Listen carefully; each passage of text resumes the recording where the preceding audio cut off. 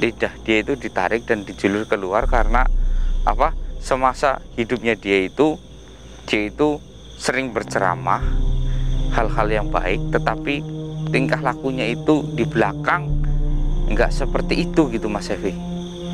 Makanya itu lidahnya itu hanya palsu, makanya ditarik oleh malaikat yang menyiksa dia mungkin. Assalamualaikum warahmatullahi wabarakatuh. Berjumpa lagi dengan saya Mr. X dan saya biasa ditemani oleh Mas Evi. Bagaimana kabarnya Mas Evi? Alhamdulillah sehat, Mister. Alhamdulillah Mas Evi sehat ya Mas Evi ya.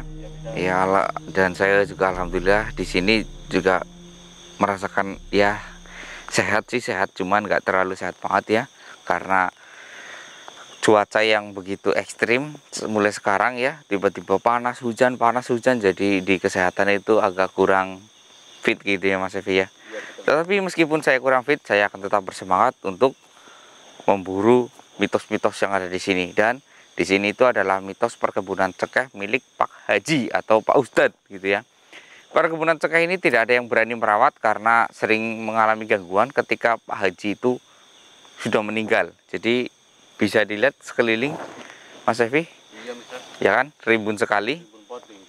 Ya, di sini terjadi kerimbunan kayak gini karena sudah nggak ada yang merawat, sudah terjadi sejak 6 bulan yang lalu, sejak Pak Haji itu meninggal atau Pak Ustadz itu meninggal ya. Dan di sini saya ditugaskan untuk meluruskan. Sebenarnya di sini juga sudah melakukan pembersihan ya, dengan cara banyak orang-orang yang di sini dan melakukan ruqyah gitu, ruqyah tempat gitu, bukan ruqyah orang, tapi ini ruqyah tempat, atau bisa dikatakan tempat ini dibacaan doa-doa gitu, tetapi tetap nggak berhasil. Mungkin ada sesuatu yang janggal di sini dan saya mencoba untuk membersihkan tempat ini kalau bisa. Kalau nggak bisa ya saya mohon maaf karena kita nggak tahu.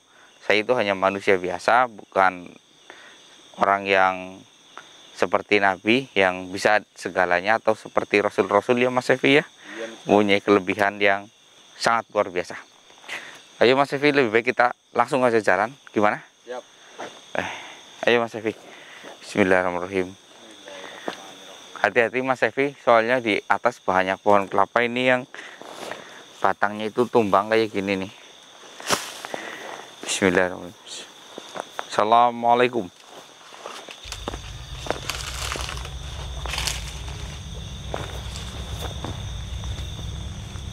Di sini pohon cengkeh pendek-pendek tetapi besar-besar ya Mas Evi ya. Iya, Mister, kayak ini ya, Mister. Iya. Astagfirullah. Assalamualaikum. Teman-teman, di sini tuh nih bisa dilihat ekspresi kulit saya itu ketika sudah mengalami interaksi seperti ini, merinding ya, bentol-bentol merinding. Ini memang sudah ada interaksi di sini dan saya belum mengetahui persis di mana lokasinya. Assalamualaikum.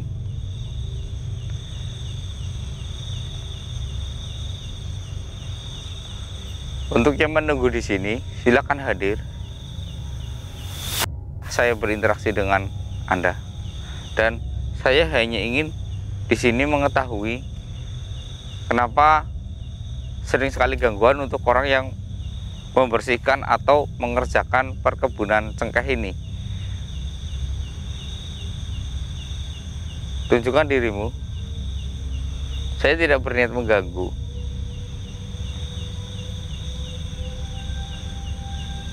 Kok tenang ya Mas Evi ya?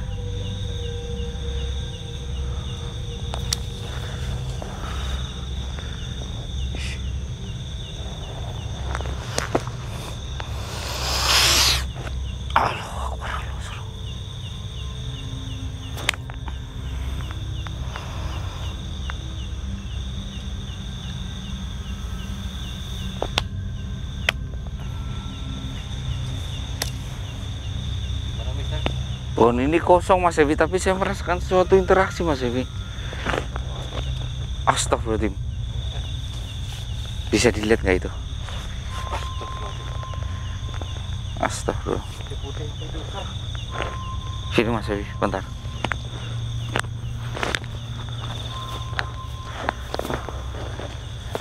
Loh, sini masih ada bambu, takutnya tertusuk nanti mas. Astagfirullah.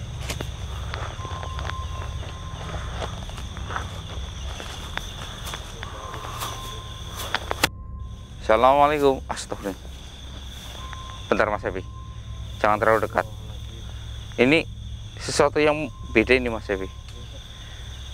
Tubuhnya tinggi banget, tetapi dari kejauhan apa itu yang menjulur keluar ya mas Evi ya? Situ aja mas Evi dahulu. Assalamualaikum.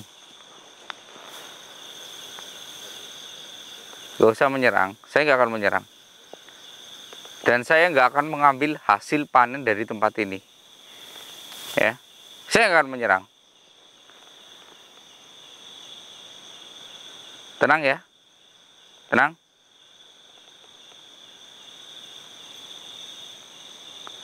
Saya nggak akan pergi sebelum saya mendapatkan kejelasan dari siapa yang mengganggu tempat ini. Apakah kamu? Siapa kamu ini? Siapa kamu di sini? Kamu yang memiliki tanah ini? Bukan. Yang memiliki tanah ini adalah almarhum Pak Ustadz atau Pak Haji. Ya. Astaga. Kamu Pak Haji? Astagfirullahaladzim. Gak mungkin. Dia sudah beda alam. Gak mungkin kamu ada di sini. Kamu adalah jin. Pasti jin. Bukan. Terus kenapa kamu di sini? Astaga. Mas Evi mendekat. Udah aman Mas Evi? Ya. Oke.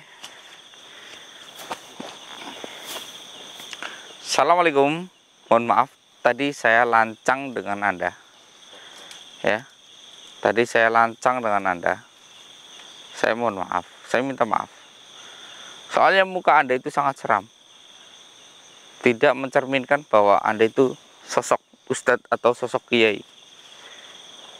Apa yang sebenarnya terjadi? Astaga.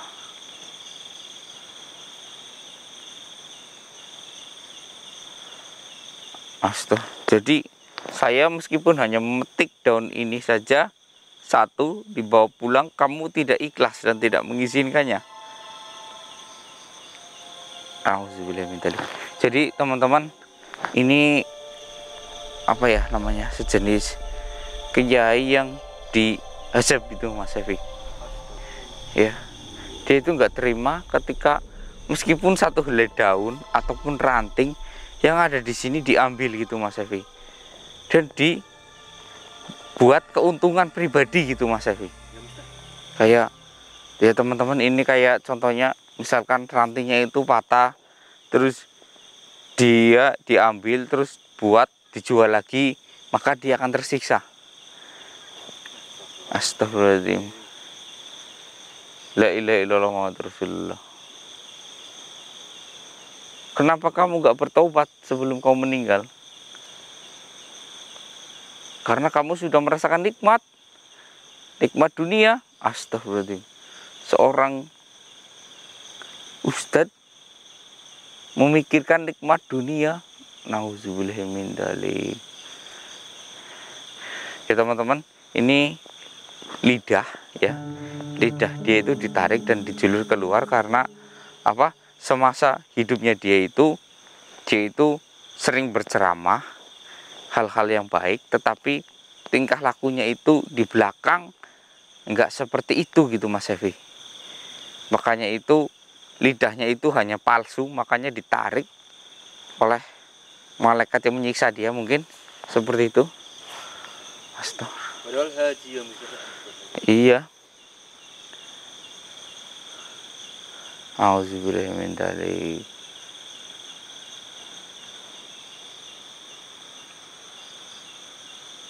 Ya, saya akan pergi, tapi setelah masalah ini selesai. Karena ini mubazir, tahu nggak? Bisa digunakan untuk membantu banyak orang. Nah, ya teman-teman, ini melanjutkan yang tadi itu dia itu kenapa nggak ikhlas jika daun atau ini dipetik atau diperjualbelikan, nanti dia akan tersiksa karena apa, dia itu membeli tanah ini dan membeli bibit ini dari sumbangan orang gitu, orang yang memberikan ke kiai ini untuk dibuat pembangunan atau mewakafkan, ya contohnya kayak mukena, sarung atau Al-Quran gitu Mas Evi. Tapi dia selewengkan uangnya untuk membeli tanah ya, dan ditanami oleh pohon-pohon cengkeh ini Mas Evi. Makanya itu ketika ada orang yang mengambil daunnya saja dan dibawa ke rumah untuk keuntungan ya Mas Evi ya, dia akan makin tersiksa, makin terluka. Makanya dari itu dia selalu mengusir orang yang ada di sini karena dia merasakan sangat sakit gitu.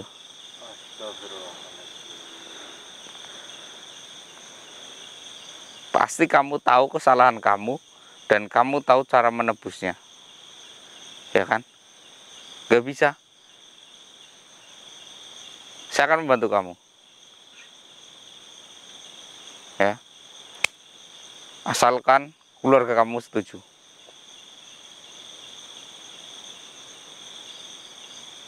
Baik. Jadi teman-teman, ini tanah ini ya, ini perkebunan yang cukup luas. Jadi ini harus kita wakafkan ke tempat lain ya. Contohnya kalau dibangun masjid kan nggak mungkin karena ini di tengah hutan gitu ya. Jadi ini harus dijual ya, tanahnya dijual terus diwakafkan ke masjid yang membutuhkan pembangunan atau orang yang benar-benar membutuhkan dana dari pewakafkan tersebut. Atau bisa juga pengalihan, ini yang di sini ya dijual atau dialihkan untuk membeli sawah untuk pengelolaan masjid, kan bisa juga seperti itu Mas Evi ya. Iya, maka dia akan terbebas dari hal seperti ini. Yang dia di Azab itu yang paling parah karena pertama banyak memakan dari uang haram ya, meskipun dia ceramahnya sangat bagus, sangat baik, dan dia itu termasuk tingkat ceramah yang paling laris gitu Mas Evi di tempat ini, tetapi kelakuannya itu ya tidak mencerminkan seperti yang dia ceramahkan gitu. Baiklah. Baik. Apalagi yang perlu saya bantu?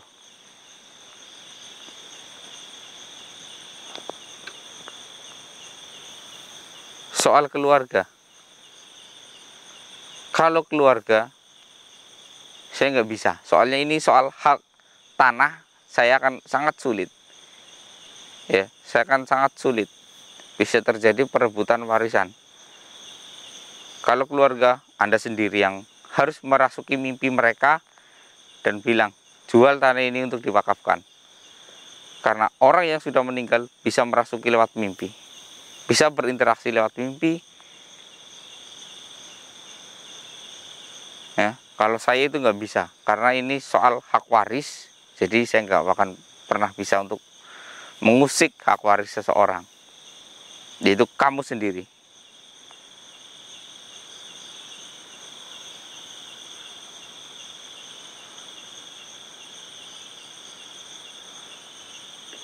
Baiklah. Bismillahirrahmanirrahim. A'udzubillahi minasyaitonirrajim. Alhamdulillahirrahmanirrahim. Iyyaka na'budu wa iyyaka nasta'in. Ihdinas siratal mustaqim. Siratal ladzina an'amta 'alaihim ghairil maghdubi 'alaihim waladdallin. Amin. Allahumma shalli 'ala sayyidina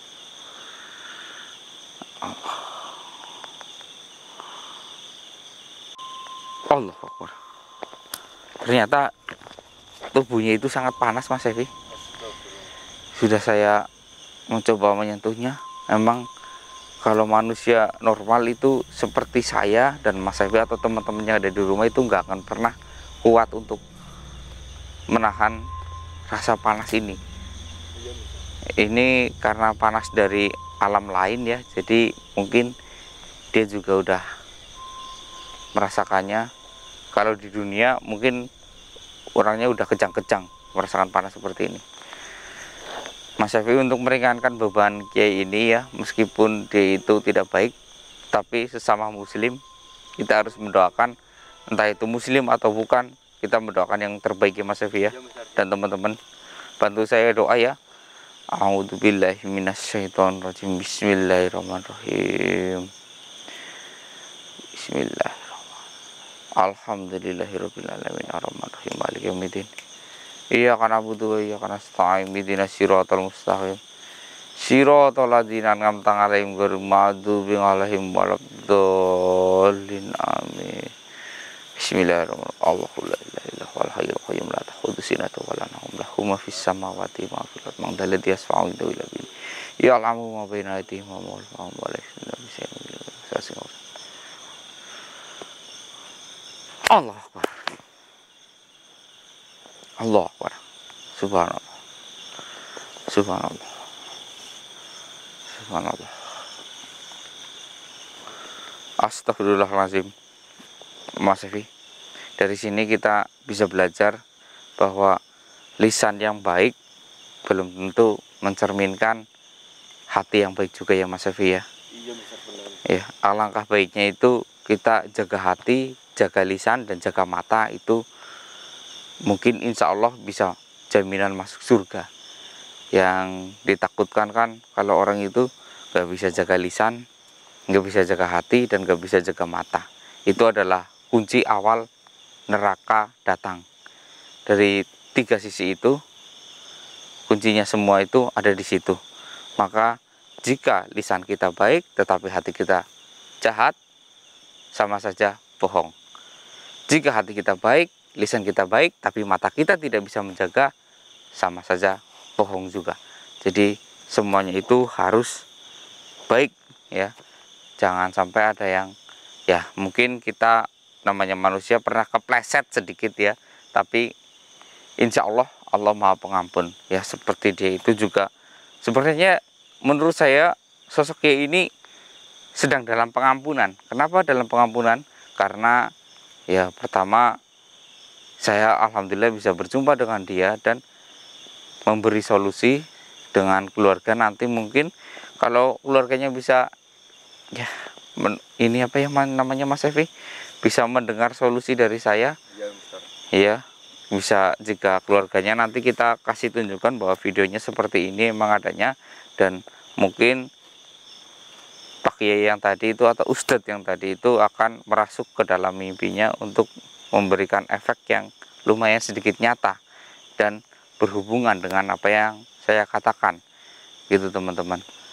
Ini memang tanah ini harus segera dijual dan diwakafkan. Nanti kalau dijual dan diwakafkan, ini tanah akan kembali seperti biasa karena sudah beda pemilik dan sudah beda yang memanfaatkannya. Alhamdulillah Mas Syafi'i, kita bisa meluruskan masalah ini, tinggal eksekusinya saja. Mungkin eksekusinya ini karena menyangkut hak waris atau hak ini apa ya, paten dari keturunannya, maka ini mungkin akan sangat berisiko dan bertentangan. Nanti akan ada perdebatan antara keluarga. Ini yang saya takutkan sebenarnya. Kalau mencakup hak waris atau ya tanah yang dari orang tuanya temurun ke anak atau untuk dijual atau gimana, itu biasanya sangat berisiko. Kadang kita aja satu keluarga bisa bermusuhan karena perbedaan hak waris gitu ya Mas Syafi'i ya. Iya Ustaz. Ya, ya teman-teman, dari sini sekian dulu, saya undur diri.